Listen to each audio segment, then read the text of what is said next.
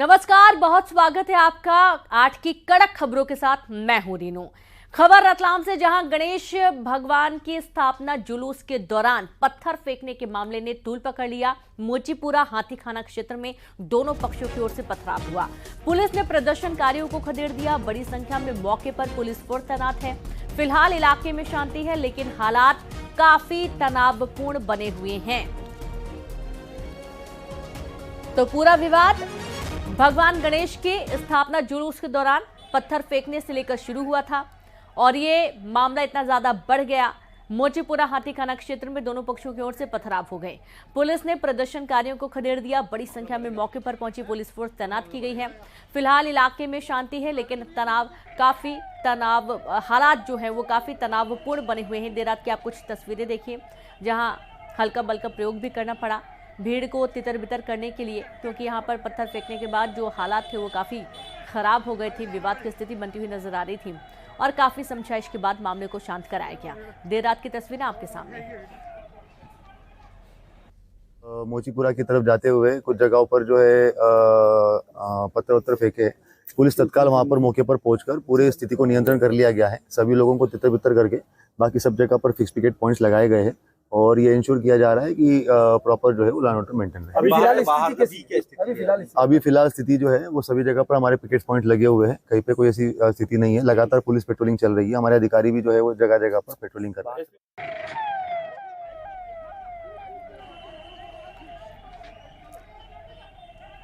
तो देखिए, दोनों ओर से पथराव हुआ। दरअसल गणेश स्थापना के दौरान जिस तरीके से जो झांकी निकाली जा रही थी, इस दौरान पथराव हुआ और पथराव दो पक्षों के विवाद में बदल गया और इस दौरान काफी धक्का मुक्की के आसार बने। तुरंत पुलिस फोर्स मौके पर पहुंची और मामले को शांत कराने की तमाम कोशिशें की गई हैं। ये देखिए तस्वीरें, जब पथराव हुआ तो उस दौरान पुलिस भी मौके पर पहुंची है और जो यहाँ पर दोनों पक्ष थे उन्हें आपस में शांत करने की कोशिश। एक्सक्लूसिव तस्वीरें आपकी टीवी स्क्रीन पर।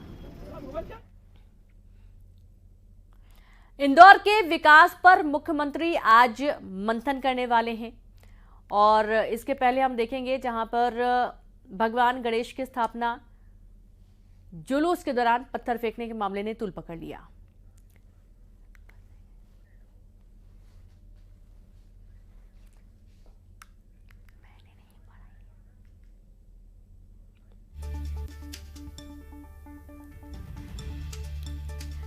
तो भगवान गणेश के स्थापना जुलूस के दौरान पत्थर फेंकने के मामले ने तूल पकड़ लिया। मोचीपुरा हाथीखाना क्षेत्र में दोनों पक्षों की ओर से पथराव हुआ। पुलिस ने प्रदर्शनकारियों को खदेड़ दिया।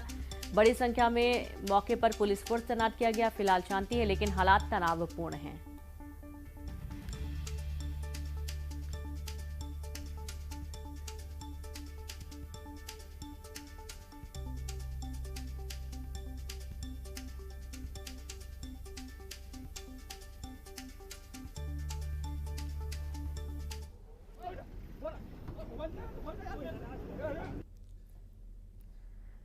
तो देखिए आप ये तस्वीरें, जब पुलिस ने प्रदर्शनकारियों को शांत कराने के लिए हल्का बल का प्रयोग भी किया और यहां पर पुलिस फोर्स तैनात की गई, क्योंकि पथराव हुआ। पथराव के बाद हिंसा की तस्वीरें भी सामने आई हैं और सीधे रुक करेंगे। संवाददाता सुधीर जैन जुड़ गए हैं। सुधीर, अभी क्या हालात हैं वहां पर? जिस तरीके से उपद्रव हुआ, भीड़ को खदेड़ा गया, पत्थरबाजी हुई है, अभी कैसे हालात?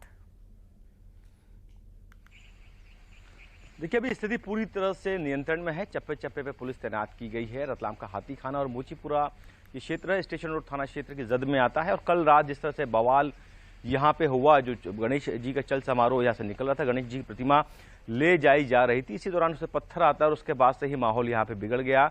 जो नाराज लोग थे उन्होंने थाने का घेराव कर दिया और उसके बाद जो आक्रोशित लोग थे वो भीड़ मोचीपुरा हाथीखाने की ओर बढ़ गई। उसके बाद दोनों ही ओर से पत्थर चले और भगदड़ जैसे हालात पैदा हो गए। पुलिस को लोगों को तितर बितर करने के लिए लाठियां तक भांजनी पड़ी। वही कुछ लोग जो स्टेशन रोड थाने के सामने प्रदर्शन कर रहे थे, बड़ी भीड़ थी, उन पर पुलिस ने आंसू गैस के गोले तक चलाए हैं। तो पुलिस अब लगातार जो पूरे शहर में सीसीटीवी लगे हुए हैं उनको खंगाल रही है कि आखिर कौन लोग हैं जो हंगामा कर रहे थे और कौन वो शख्स है जिसने गणेश जी के चल समारोह पर पत्थर फेंका था।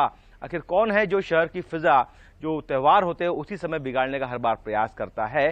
तो उन लोगों को जो है उन्हें आइडेंटिफाई करने के लिए पुलिस लगातार जो है अब एक्शन ले रही है। रतलाम एसपी राहुल लोढ़ा के अनुसार शहर में शांति है और धार के साथ ही जावरा बटालियन से भी फोर्स यहाँ पे बुलाकर शहर में लगाया गया है। तो अब जो है धरपकड़ का दौर जारी होगा, क्योंकि आज खबर यही है कि दोनों ओर से ज्ञापन भी हो सकते हैं। तो आज का दिन रतलाम पुलिस प्रशासन के लिए बेहद अहम है कि कैसे ही वो दोनों पक्षों को यहाँ पे समझा ही देगा, क्योंकि पथराव हुआ है। लेकिन गनीमत की बात यह रही कि किसी भी तरह का कोई जान माल की हानि नहीं हुई है, किसी भी शख्स यहाँ पे चोटिल नहीं हुआ है। बड़ी बात इस पूरे मामले में यही है। लेकिन हंगामा बहुत ज्यादा हुआ पथराव के बाद में, जिस तरह से पुलिस को बल प्रयोग करना पड़ा खदेड़ने के लिए, तो वो वीडियो भी अब सोशल मीडिया में तेजी से फैल रहे हैं। खबर यही है कि आज भी बड़ा प्रदर्शन हो सकता है और देखना यह है कि जो पुलिस प्रशासन है, जो जिला प्रशासन है, वो आखिर इन सभी जो प्रदर्शन को रोकने के लिए या तनाव को रोकने के लिए किस तरह के एहतियात के कदम यहाँ पे उठाना, ये देखने वाली बात होगी। बिल्कुल सुधीर, बहुत शुक्रिया आपका तमाम जानकारी साझा करने के लिए। आगे भी आपसे अपडेट लेते रहेंगे, लगातार नजर बना के रखिए। आगे बढ़ेंगे जहां इंदौर के विकास पर मुख्यमंत्री आज करेंगे मंथन। मुख्यमंत्री डॉक्टर मोहन यादव ने बैठक बुलाई है। इंदौर के ब्रिलियंट कन्वेंशन सेंटर में बैठक बुलाई गई है। इंदौर के विकास के खाके पर मंथन होगा। तो वहीं इंदौर जिले का प्रभार है मुख्यमंत्री के पास और आज प्रमुख बैठक होगी विकास के मुद्दे को लेकर और इसके चलते बैठक बुलाई गई है इंदौर के ब्रिलियंट कन्वेंशन सेंटर में, जहां पर इंदौर के विकास के खाके पर मंथन होगा। इंदौर जिले का प्रभार मुख्यमंत्री के पास बना हुआ है।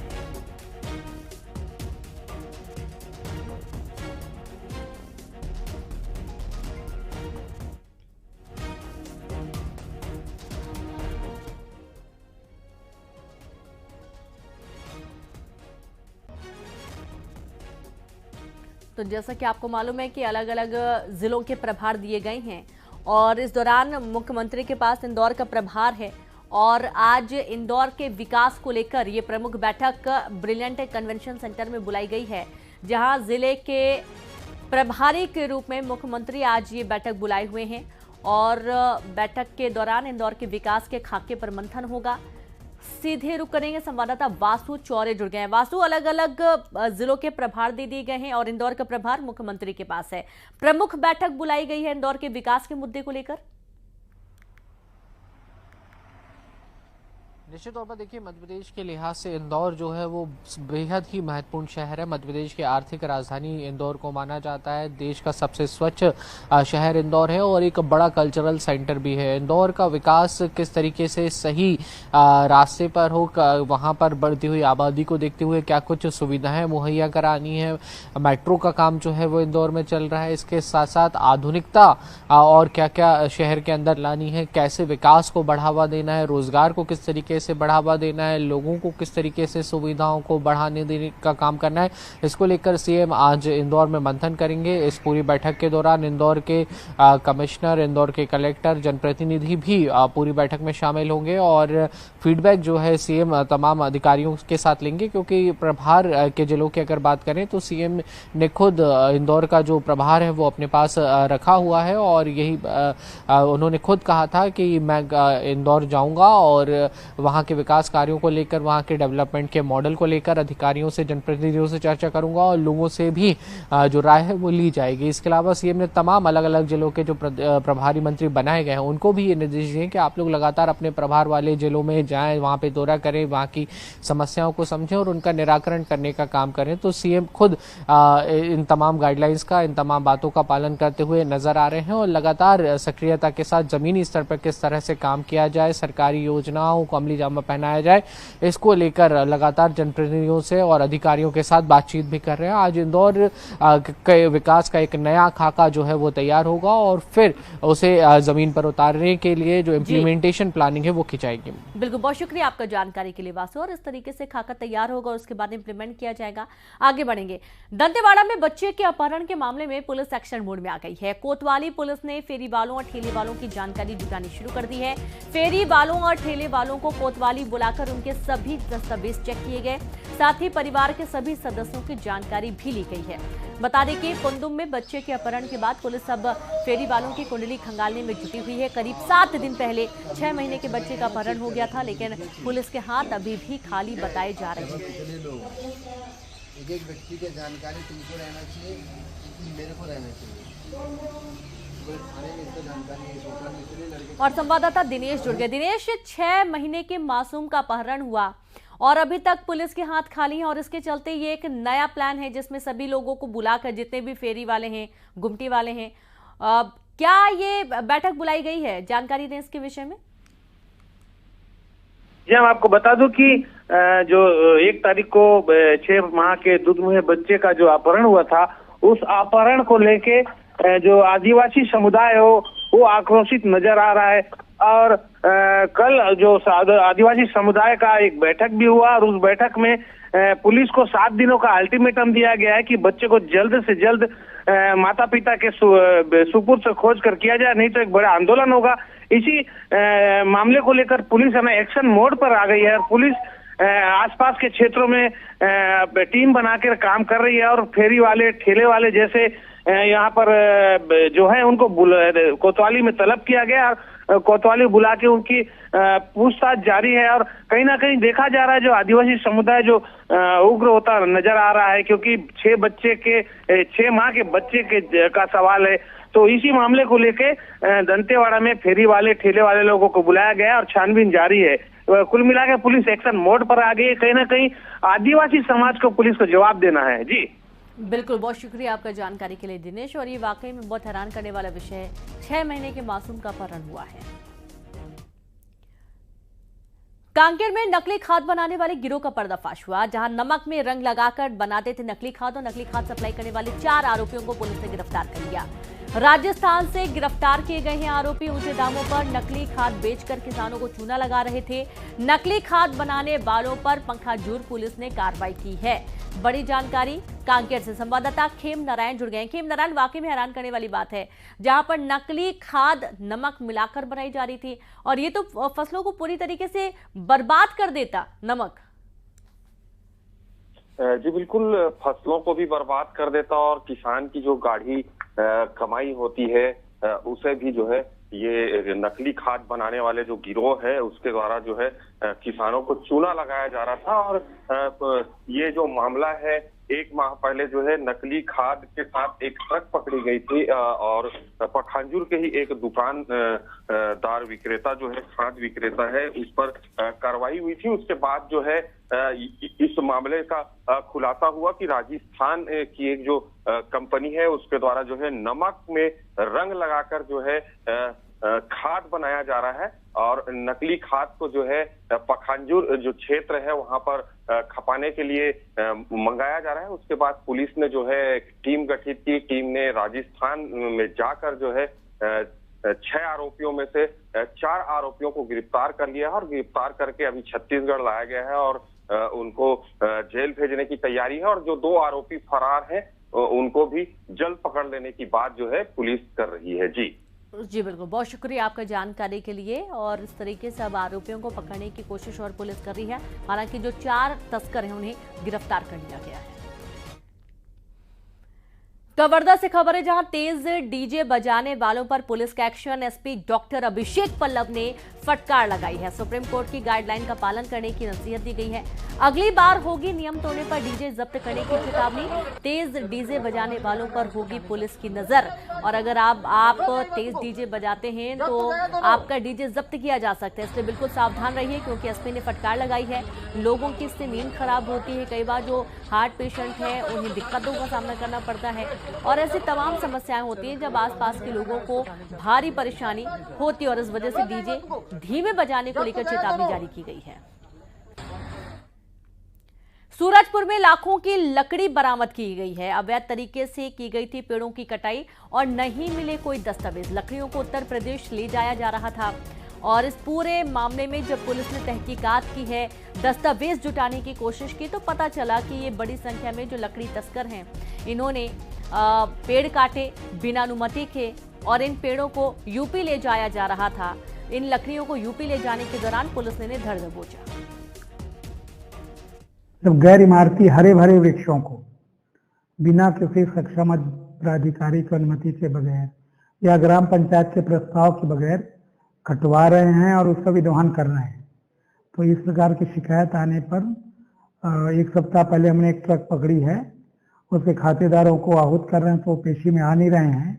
इसी प्रकार का शिकायत आई तो 12 बजे रात को हम जाके एक ट्रक पकड़े हैं, उसको दोनों ट्रकों को थाना में खड़ी करके रखे हैं और उसमें अनधिकृत कटाई और अनधिकृत परिवहन का केस बना के उनको जुर्माना कराएंगे और राजसात करवाएंगे।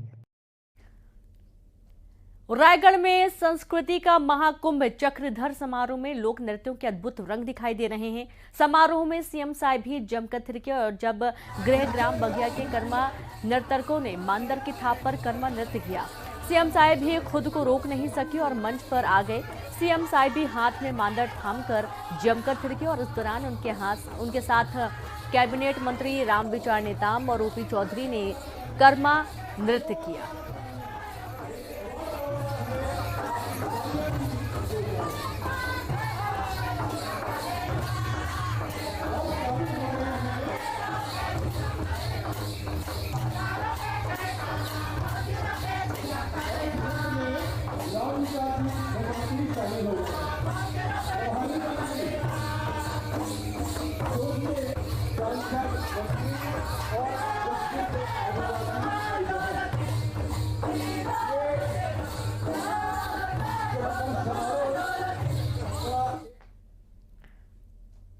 पर्यावरण, वन और जलवायु परिवर्तन मंत्रालय ने हाल ही में स्वच्छ वायु सर्वेक्षण 2024 की रैंकिंग जारी की है, जिसमें एमपी के 3 शहरों ने टॉप 10 में जगह बनाई है। स्वच्छ वायु सर्वेक्षण में राष्ट्रीय स्तर पर जबलपुर ने दूसरा स्थान हासिल किया, इंदौर को 7वां और भोपाल को 8वां स्थान प्राप्त हुआ है। देश के 131 शहरों में जबलपुर को सर्वाधिक 100% अंक प्राप्त हुए, जो शहर की वायु गुणवत्ता में आए महत्वपूर्ण सुधारों को दर्शाते हैं। महापौर जगत बहादुर सिंह और निगम आयुक्त प्रीति यादव के नेतृत्व में जबलपुर नगर निगम ने यह ऐतिहासिक उपलब्धि हासिल की।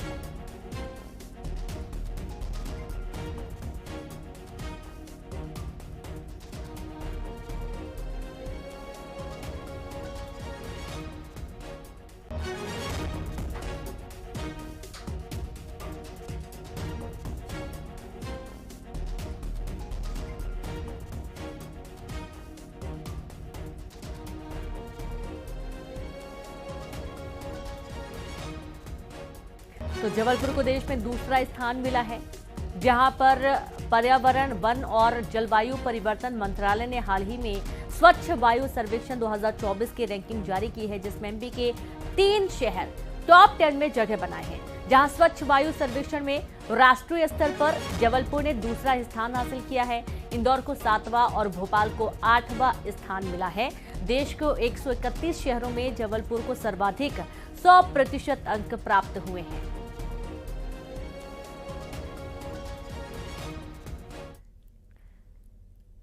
लखनऊ में 3 मंजिला बिल्डिंग गिरने से बड़ा हादसा हो गया। मलबे में दबने से अब तक 8 लोगों की मौत की खबर आई है। 28 लोग घायल हुए हैं, जिन्हें मलबे से निकालकर अस्पताल भेजा गया। 2 की गंभीर हालत को देखते हुए उन्हें KJMU रेफर किया गया है। हादसा ट्रांसपोर्ट नगर इलाके में हुआ, जहां पर 3 मंजिला इमारत अचानक भरभरा कर गिर गई। हादसे पर सीएम योगी ने संज्ञान लेते हुए तुरंत अधिकारियों को मौके पर पहुंचने के आदेश दिए। साथ ही घायलों के बेहतर इलाज और तुरंत मदद के लिए टीम भी लगाई गई है। रक्षा मंत्री राजनाथ सिंह ने लखनऊ के डीएम से हालात की जानकारी ली। एनडीआरएफ की एडवांस टीम मौके पर मौजूद है। एक एनडीआरएफ, 2 एसडीआरएफ की टीम मौके पर राहत और बचाव के काम में जुटी है, तो स्थानीय अधिकारी भी मौके पर मौजूद है।